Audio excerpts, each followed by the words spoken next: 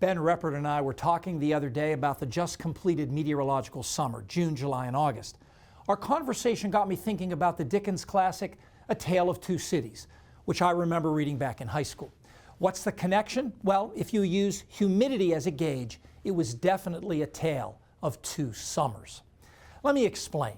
Here's the percent of time in the months of June and July when the dew point was 70 or higher, a reasonable threshold for really muggy. The values range from 3% in Bradford to nearly 50% in Philadelphia. These numbers don't mean much without context. Here's where that ranks historically. Lots of ones and twos, meaning for most sites, this was either the most humid or second most humid June-July period based on this measure. And most of these places have dew point data going back about 75 years. Now let's compare these percentages from June and July to the percent of time the dew point was 70 or higher in August, the numbers in blue. What a remarkable drop-off. In all locations, especially given that on average, August by this measure is either as humid or a bit more humid than June and July in Pennsylvania. To emphasize just how different August was humidity-wise, here's the average August dew point in Pennsylvania. Ranges from the mid to upper 50s in northern and higher elevations to the mid-60s in the southeast part of the state.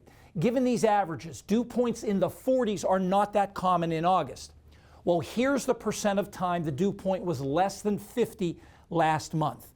More than 25% of the time in Bradford, even 10% in Philadelphia is high, given that the average August dew point there is around 65 degrees. The number in parentheses give the ranking based on the most hours with a dew point below 50, so it was a top 10 low humidity August everywhere based on this measure. So what was behind the big flip from June and July to August? The answer, at least in part, is blowing in the wind. Given that southerly winds here tend to bring in more humid air, northerly winds less humid air. Now this diagram summarizes the winds from June and July in Philadelphia.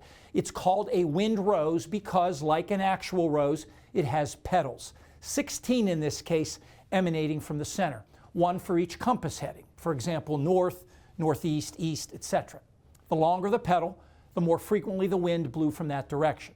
So for example, in June and July in Philadelphia, a southwest wind was most common. In those very humid months, winds had a southerly component 52% of the time and a northerly component just 25% of the time.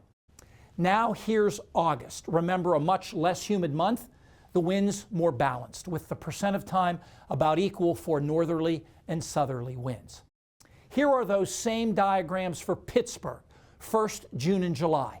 The southerly winds much more dominant than northerly winds. And now here's August in Pittsburgh. In this case, winds were northerly more often than southerly, which doesn't happen here all that often in summer. And that August low humidity has certainly continued into September. Stay tuned. We'll be back in a moment with more.